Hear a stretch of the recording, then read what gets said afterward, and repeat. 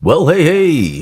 Good morning, everyone. You know what? As I was just, again, this thing with Meld, I don't know if it's me, but like another audio source was just not, or was added on top. I could see when the intro music was coming in, there was like multiple audio. It's like, what is going on? But I don't want to complain too much. Oh no.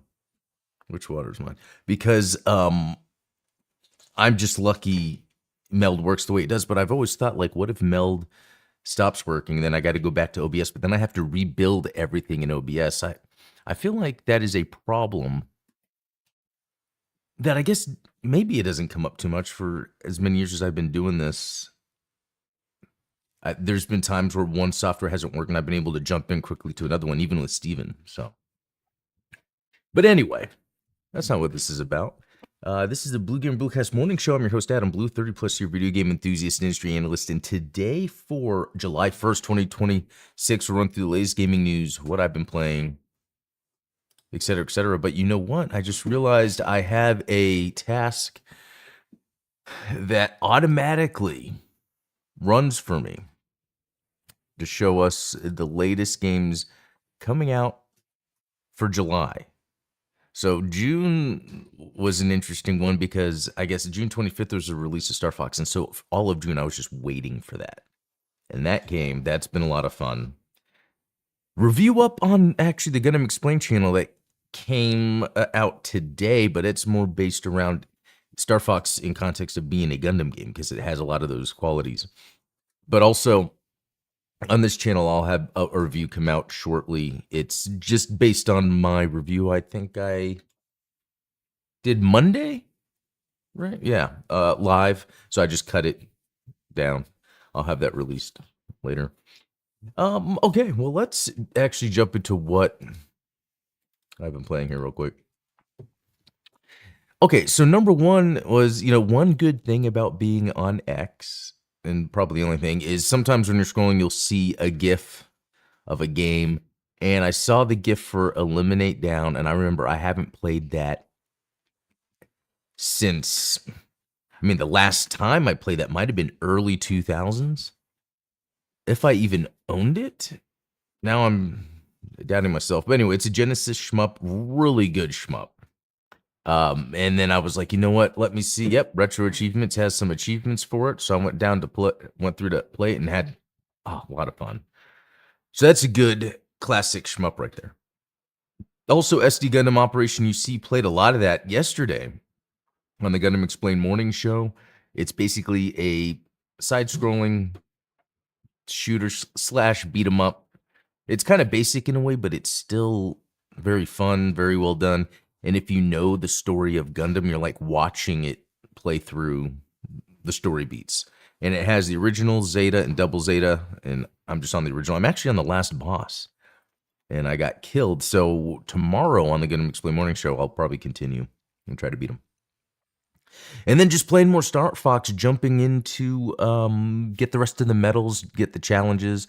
It's a fun time because it's, you can jump in. A level takes 5 minutes, and if you don't get what you need to, you can restart. It's just fun honing your skills. There's a lot of that hand-eye coordination because you're having to manipulate the controls in certain ways, dodging at certain times, using the momentum of the aim. So my brain is firing on all. My neurons are all firing, I guess I should say. And it is, while it also has a relaxing sort of atmosphere to it, just in terms of you're not in these giant open worlds.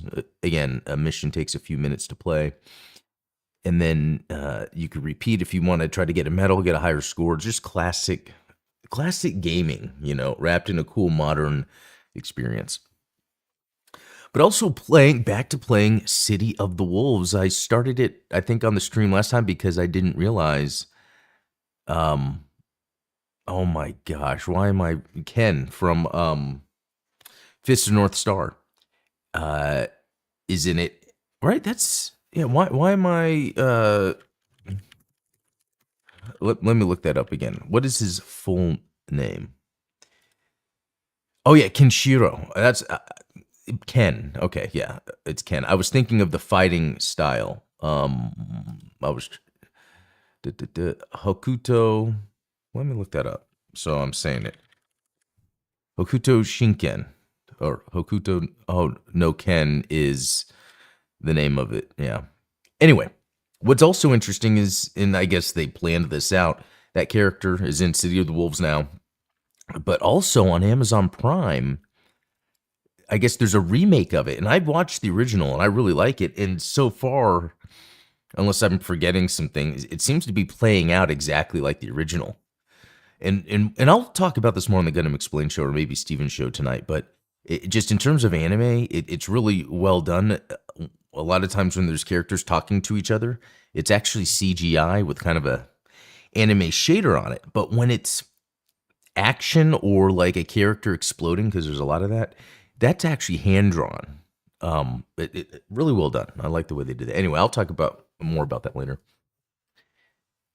But I think that's about it. And you know what? This isn't even up to date. That's really weird. Which doesn't matter actually. That's just me being super picky because I played Star Fox and Fatal Fury after Operation UC. In fact, I played Star Fox after Eliminate Down, so this just didn't really update, and that's fine. Again, that's like not a big deal.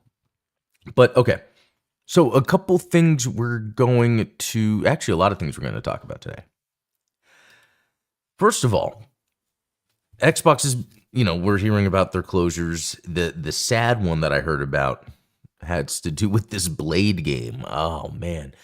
Before they even announced the Blade game, and this is something I'm proud of. I'm a huge fan of Blade, and I remember saying Xbox needs to have an exclusive that's a Blade game that's open world, blah blah blah, and then they announced it, and I'm like, oh yes, but I got to say I wasn't crazy about the art style that I was seeing for this Blade game so far, even though it was still very little. But I was like, I'll go with it. We'll see what happens. But you know what? Now we're hearing about a bunch of Xbox studios being closed, laid off, and I know a lot of people like are going online and they're just making it a big deal. And it kind of is, on one hand, things got mismanaged to this point, but on the other hand, there's been some things, the economy didn't expect. But then on the other hand, it's like, well, these corporations make a lot of money. So I kind of got to remove myself from some of the drama that I really can't help or don't know anything about. And just kind of look at it on the surface as, look, Microsoft isn't a video game company. Neither is PlayStation. And today, PlayStation announced, or yesterday, that they are no longer going to be producing physical software anymore, starting January 2028. So that probably means PS6 or whatever their handheld is won't be any physical software. That's kind of crazy. Now, that doesn't mean a third party might do some physical, but actually, I don't know. I didn't even read the rest of it. Does it mean they're not going to have their, I guess, their manufacturing available for people or publishers that are publishing, developers or publishers that are releasing on the PlayStation platform? So that's interesting because, there's this argument that I understand where people are like, they're taking away our physical stuff. We won't have it physical in our hands. But I think there's a completely different side of the argument you can take where, and this is not, well, I just like my things digital, then I can have it digitally. It's less than that. It's more of a meta thing. It's the detachment. We shouldn't be so attached to material things. And I think as a society, we are too much to where when things happen, we complain too much about what we think we're entitled to rather than what the right thing is. And I have to think about that in life too sometimes. Like when it's something that doesn't go your way and it's like, okay, well, is this something that I am entitled to? Or is this just, me complaining? So when with prices going up with video games, my first thought is, well, video games are a luxury.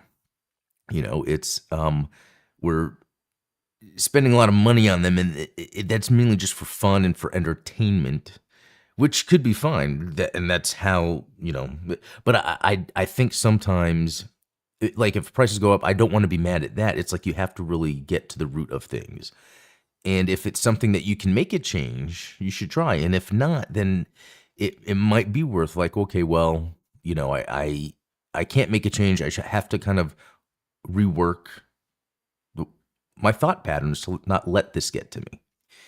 And that's where that like AI psychosis comes from, even social media, parasocial relationships where people get so into the thing that they've created their own little bubble that they're living in.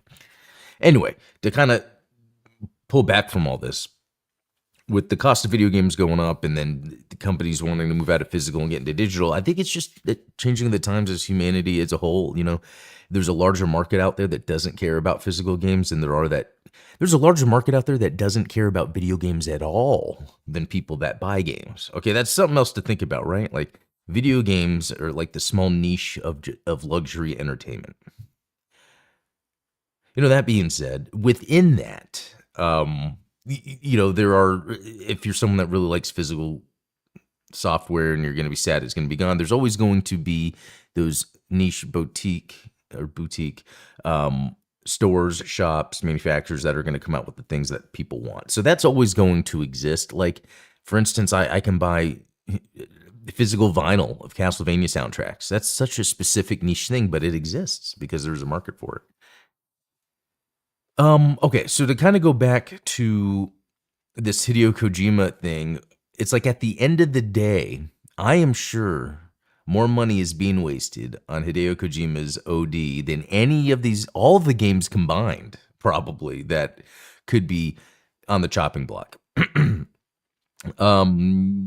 Yeah, I think Hideo Kojima is cool. I'm glad he exists. I'm glad he does stuff, but I do think there's sometimes too much of a reliance on his gaming projects to where I think he might have some cool ideas, but then they're over bloated because the people around him are allowing it to be. I think Death Stranding's cool, but it's not, it's way too everywhere as for someone. It's almost like he's saying, hey, here's the only game you need to play, right? Whereas for someone like me that likes to play a lot of different games, Death Stranding is cool, but that's why in the sequel they streamlined a lot of the aspects of it. So I'm actually interested in playing the sequel. It's funny, actually. I haven't thought about Death Stranding in a while, and I was just thinking about playing it, and it really sets up a mood and an atmosphere. I should probably jump on the second one.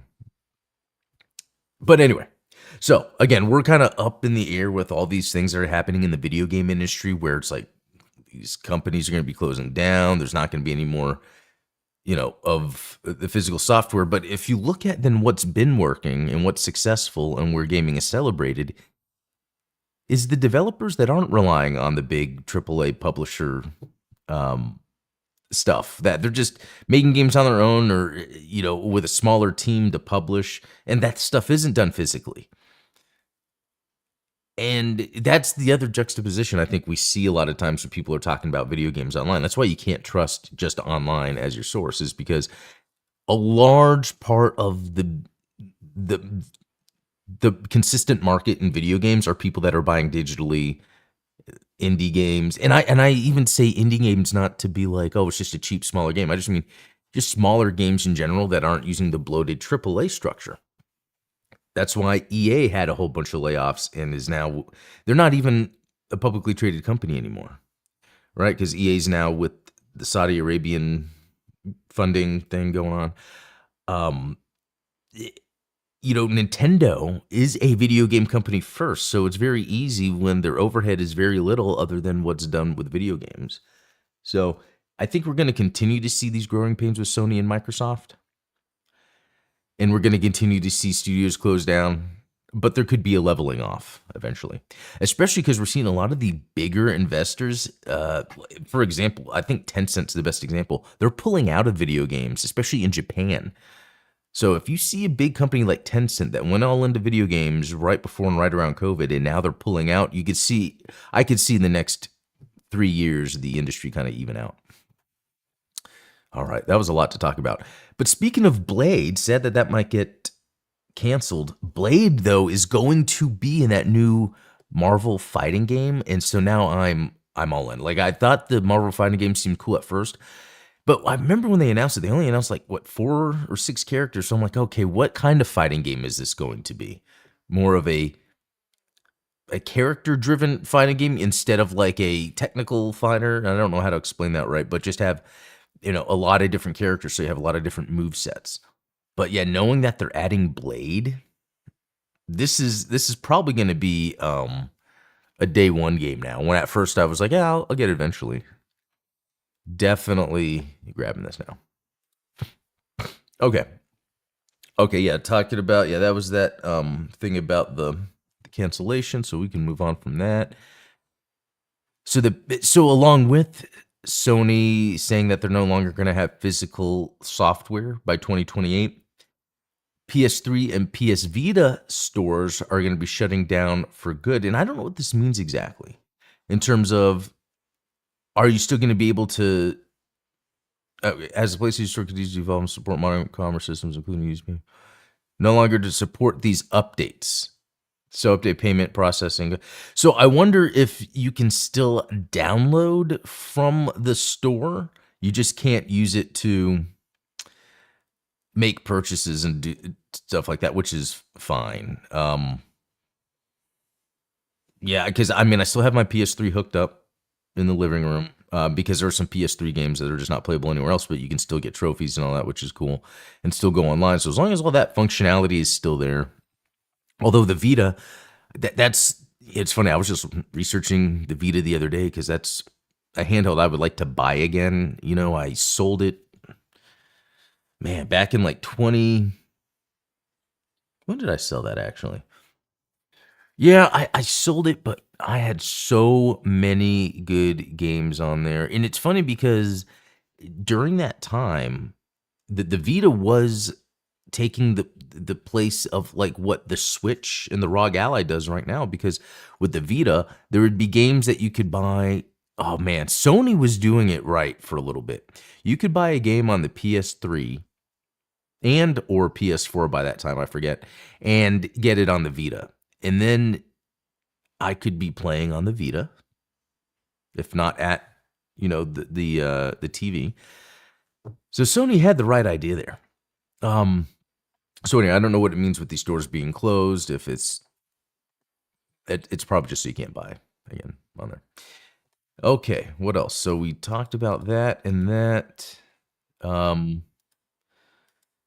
Okay, upcoming game releases. Okay, so hopefully this is accurate.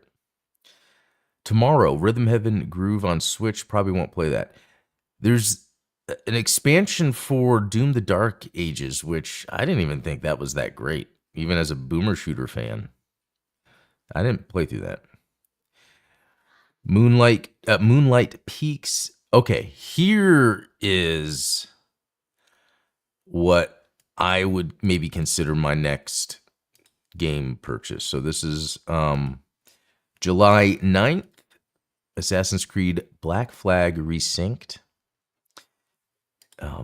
Yes, I played the original Black Flag.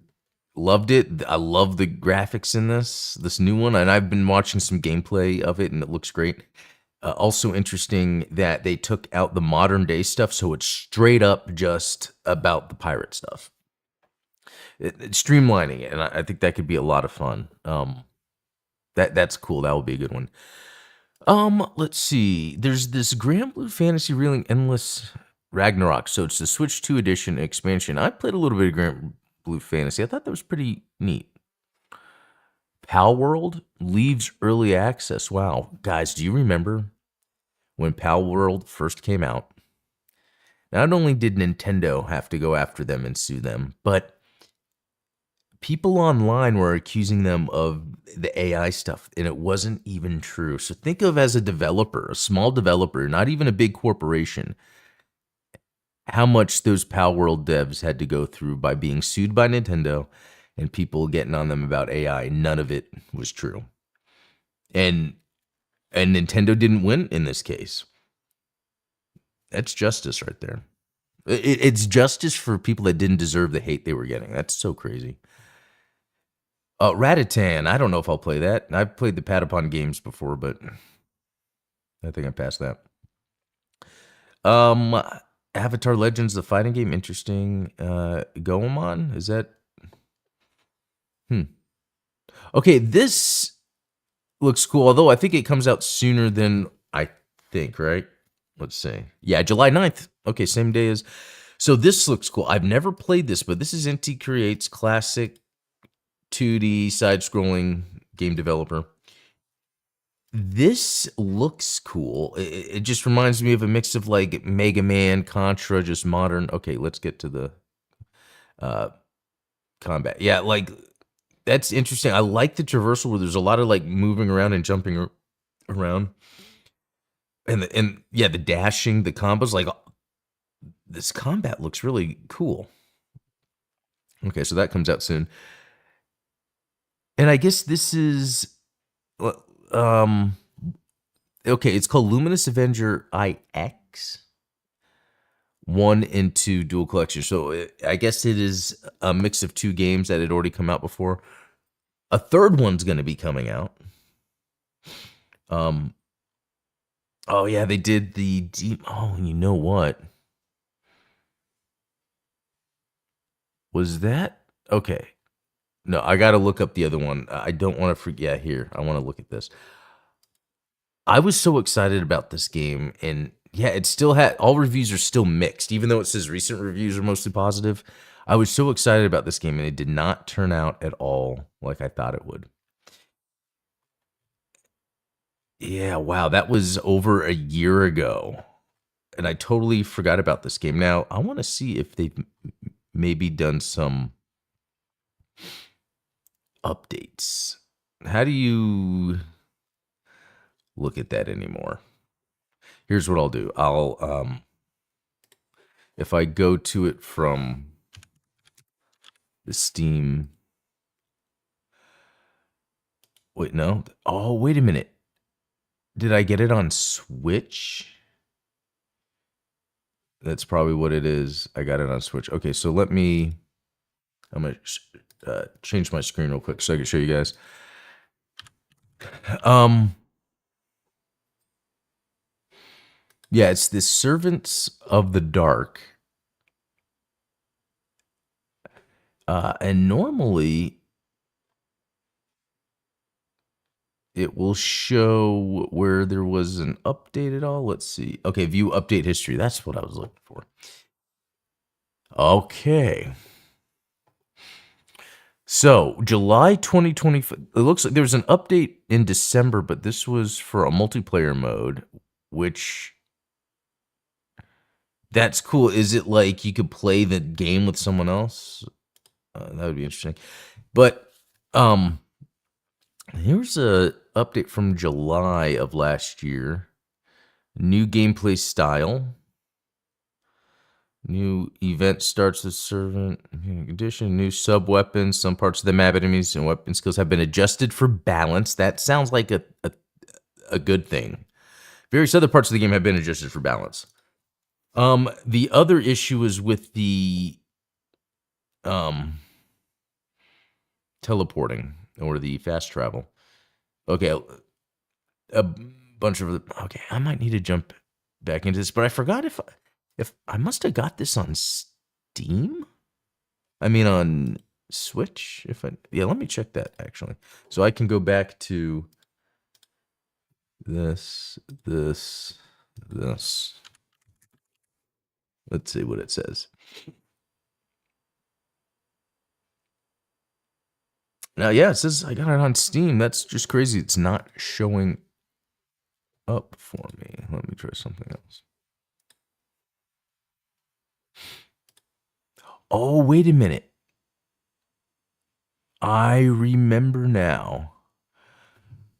I actually did a refund, and I rarely ever do that. And I did a refund on this. Crazy. And I said, because yeah, $30 at the time when I bought it, and just an hour in. What I said, I played for about an hour. Yeah, an hour and 34 minutes in. I was like, there's something going on with this game. Okay. March 30th. So I haven't played it since the updates. I'm down for that. Let's see.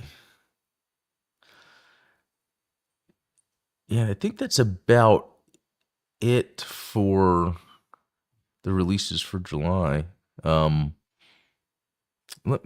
another website I use for that. It's this deals.gg.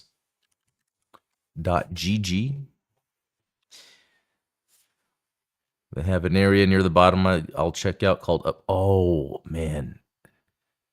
Dead or Alive 6 last round is out. That is one I will eventually get. Okay, but let's look at these upcoming games real quick. Esports Manager. Yeah, probably not gonna play that. Yeah, some of these games we had looked at. Echoes of Aincrad, and I even have this set to a favorite or a wish list. Wait, and there's a demo. And this is an action RPG that looks cool. I'm going to download the demo.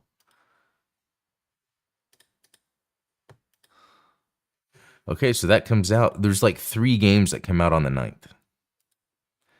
That's pretty crazy. Black Flag, this thing, and then I could have swore there was something else. That Inti Creates game. Okay, Densha Attack is coming out, and I know a lot of people are excited about that. This is a better resource than having AI try to find dates. Yeah, it looks like there's a big drop 9th, and then to the 16th, tons of games. I mean, smaller games, which is cool, which is why, again, when we talk about video games being a luxury, what I was talking about before, there are so many games that are not expensive that you could play on, so many of these. Let's look at Dino Blade. Oh, I think I saw Dino Blade. It's like Dark Souls, but you're a dinosaur. It's kind of weird, right? But cool. Oh, you're fighting other dinosaurs, but you have a sword in your mouth. Okay. And then, okay, so that's downloading the demo of that. Let's look at this Dragon Sword. I mean, if I see a game called Dragon Sword,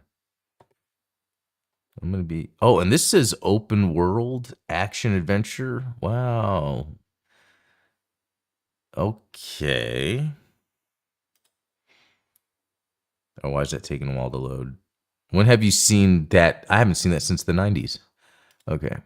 Wow, look at this. Well, I'll be downloading that demo too.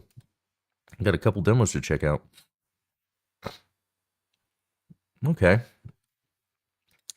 Well, I think that's gonna be it. I was gonna play a game, but I might actually come back and do that here in a little bit. Let me go for now. I'll be back later, guys. But thanks for joining. Also, yeah, stay tuned here if I'll be streaming some more because I'm gonna try to do that. But also tonight, be on Midnight Hatter live, so stick around for that. But until next time, have a good one. See y'all.